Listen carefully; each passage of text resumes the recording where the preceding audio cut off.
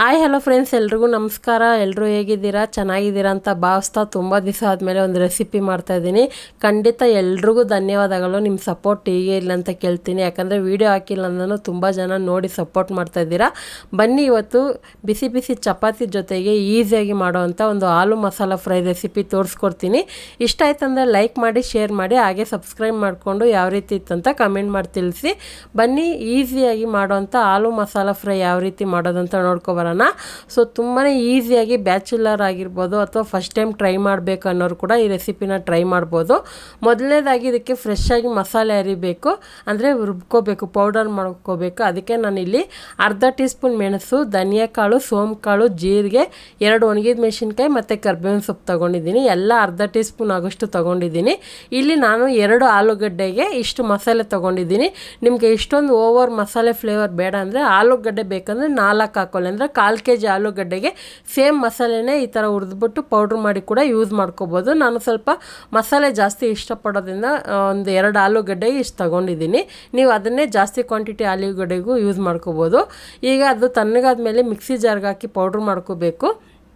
First ಇಲ್ಲಿ ನಾನು 2 ಆಲೂಗಡ್ಡೆನ ಸಿಪ್ಪೆ ತೆಗೆದು ನಮ್ಗೆ ಯಾವ ಸೈಜಿಗೆ ಬೇಕು ಆ ಸೈಜ್ಗೆ ಕಟ್ ಮಾಡಿ ಪಾತ್ರೆಯಲ್ಲಿ ನಾನು ಬೇಯಿಸಿಟ್ಕೊಂಡಿದ್ದೀನಿ. ಒಂದು 10ರಿಂದ 12 ನಿಮಿಷಕ್ಕೆ ಬೆಂದ್ಕೊಳ್ಳುತ್ತೆ. ನಿಮಗೆ ಕುಕ್ಕರಲ್ಲಿ ಬೇಯಿಸ್ತೀರಂದರೆ 1 ವಿಸಿಲ್ ಬಿಡಿ ಸಾಕು. ಉಪ್ಪೇನು ಹಾಕೋಕ್ಕೆ ಹೋಗಬೇಡಿ. ಆನಂತರ ಸ್ಟವ್ ಮೇಲೆ ಒಂದು ಕಡಾಯಿ ಇಟ್ಕೊಂಡು ಅದಕ್ಕೆ ಒಂದು ಸ್ವಲ್ಪ ಎಣ್ಣೆ, ಸ್ವಲ್ಪ ಸಾಸಿವೆ, ಜೀರಿಗೆ ಹಾಕ್ಕೊಂಡಿದ್ದೀನಿ. ಹಾಗೆ ಇದ್ರ ಜೊತೆಗೆ ಚಿಕ್ಕ ಚಿಕ್ಕದಾಗಿ ಕಟ್ ಮಾಡಿರುವಂಥ 2 ಮೀಡಿಯಮ್ ಸೈಜ್ ಈರುಳ್ಳಿ ಹಾಕ್ಕೊಂಡಿದ್ದೀನಿ. ತುಂಬ ಜನಕ್ಕೆ ಪ್ರಶ್ನೆ ಕೇಳೋದಿರುತ್ತೆ, ಖಂಡಿತ ನೀವು ಕಮೆಂಟಲ್ಲಿ ಕೇಳಿ, ನಾನು ಕಮೆಂಟ್ ಮಾಡ್ತೀನಿ ಯಾಕೆ ವಿಡಿಯೋ ಮಾಡ್ತಾಯಿಲ್ಲ ಅಂತ. ಸುಮಾರು ಒಂದು ಗಣೇಶ ಹಬ್ಬದಿಂದನೂ ನಾನು ವಿಡಿಯೋ ಆಗ್ತಾಯಿಲ್ಲ, ಯಾಕಂದರೆ ನನಗೂ ಆಗಲಿ ನಮ್ಮ ತಮ್ಮನಿಗೆ ಆಗಿರಲಿ ಯೂಟ್ಯೂಬ್ ಮೇಲೇ ಇದು ಇಲ್ದಿರಂಗೆ ಆಗ್ಬಿಟ್ಟಿದೆ, ಅಂದರೆ ಇನ್ನು ಇಂಟ್ರೆಸ್ಟೇ ಬರ್ದಿರಂಗೆ ಆಗ್ಬಿಟ್ಟಿದೆ. ಏನಂತಲೇ ಗೊತ್ತಿಲ್ಲ ನಮಗೆ. ಫುಲ್ಲು 4 ತಿಂಗಳಿಂದನೂ ಹುಷಾರೇ ಇಲ್ಲ ನಮಗೆ.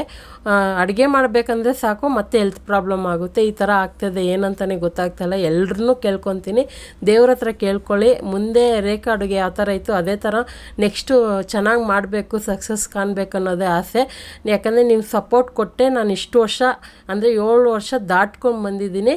ಸೊ ಇವಾಗ ಈ 4 ತಿಂಗಳು ನಮ್ಗೆ ಯಾವ ಥರ ಆಗಿದೆ ಅಂದರೆ ಬದುಕೋದೇ ಬೇಡ ಅನ್ನೋ ಅಷ್ಟು ಫೀಲ್ ಬಂದುಬಿಟ್ಟಿದೆ. ಆ ಥರ ಇದಾಗ್ಬಿಟ್ಟಿದೆ. ಏನು ಮಾಡೋದಂತಲೇ ಗೊತ್ತಿಲ್ಲ. ಹಾಗೆ ತುಂಬ ಜನ ವೀಡಿಯೋಸ್ ಎಲ್ಲ ನೋಡಿ ಮತ್ತು ಹೊರಗಡೆ ಹೋದಾಗೆಲ್ಲ ಸಿಕ್ಕಿ ಮಾತಾಡ್ಸ್ತೀರ, ತುಂಬಾ ಖುಷಿ ಆಗುತ್ತೆ. ನಿಮ್ಮ ಸಪೋರ್ಟ್ ಹೀಗೆ ಇದ್ದರೆ ರೇಖಾ ಅಡುಗೆ ಚಾನಲ್ ಇನ್ನು ಮುಂದೆ ಇನ್ನೂ ಚೆನ್ನಾಗಿ ಬರುತ್ತೆ. ಆದರೆ ಸ್ವಲ್ಪ ಹೆಲ್ತ್ ಪ್ರಾಬ್ಲಮ್ ಆಗುತ್ತೆ. ವೀಡಿಯೋ ಮಾಡಬೇಕಂದ್ರೆ ನಮ್ಗೆ ಹೆಲ್ತ್ ಪ್ರಾಬ್ಲಮ್ ಆಗುತ್ತೆ, ಬೇರೆ ಟೈಮಲ್ಲಿ ಏನೂ ಆಗೋಲ್ಲ. ಏನಕ್ಕಂತಲೂ ನಮ್ಗೆ ಅರ್ಥ ಆಗ್ತಾಯಿಲ್ಲ. ಸೊ ತುಂಬಾ ಒಂಥರ ಕಷ್ಟ ಆಗ್ಬಿಟ್ಟಿದೆ ನಮಗೆ. ಆದ್ರೂ ನೀವು ಇಷ್ಟು ಪ್ರಾಬ್ಲಮ್ ಇದ್ರೂ 4 ತಿಂಗಳಿಂದ ತುಂಬ ಜನ ವೀಡಿಯೋ ಮಾಡಿ ಕಮೆಂಟ್ ಆಗ್ತಾ ಇರ್ತೀರ. ನಾನು ಕಮೆಂಟ್ ಕೂಡ ರಿಪ್ಲೈ ಮಾಡಿಲ್ಲ. ಸೊ ಇನ್ನು ಮುಂದೆ ಎಲ್ಲ ನೋಡೋಣ, ಟ್ರೈ ಮಾಡ್ತೀನಿ. ಟ್ರೈ ಮಾಡಬೇಕಂದಾಗೇ ನಮ್ಗೆ ಏನಾದರೂ ಒಂದು ಪ್ರಾಬ್ಲಮ್ ಆಗುತ್ತೆ. ಸೊ ಇವಾಗ ನೋಡ್ತಾ ಇರ್ಬೋದು, ನಾನು ಶುಂಠಿ ಬೆಳ್ಳುಳ್ಳಿ ಪೇಸ್ಟು, ಕರ್ಬೇವಿನ ಸೊಪ್ಪು, ಟೊಮೊಟೊ ಎಲ್ಲ ಹಾಕಿ ಫ್ರೈ ಮಾಡಿ, ಹಾಗೆ ಮಸಾಲೆ ಕೂಡ ಪೌಡ್ರ್ ಮಾಡಿ ಇಟ್ಕೊಂಡಿದ್ದೆ. ಅದ್ರ ಜೊತೆಗೆ ಅರಿಶಿನ ಪುಡಿ, ಖಾರದ ಪುಡಿ ನಿಮ್ಗೆ ಎಷ್ಟು ಬೇಕೋ ನೋಡಿ ಹಾಕ್ಕೊಳ್ಳಿ. ಯಾಕಂದರೆ ಮೆಣಸು ಯೂಸ್ ಮಾಡಿದ್ದೀರಿ, ಒಣಗಿದ ಮೆಣಸಿನ್ಕಾಯಿ ಯೂಸ್ ಮಾಡಿದ್ದೀರಿ.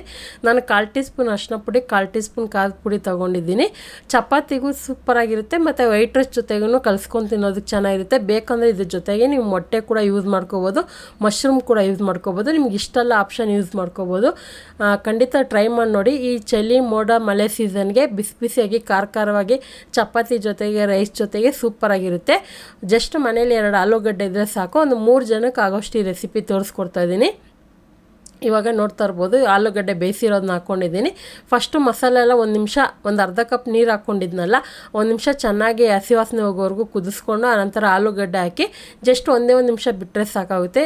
ಕೊನೆಯಲ್ಲಿ ಒಂಚೂರೇ ಚೂರು ಉಪ್ಪು ಹಾಕ್ಕೊತಾ ಇದ್ದೀನಿ.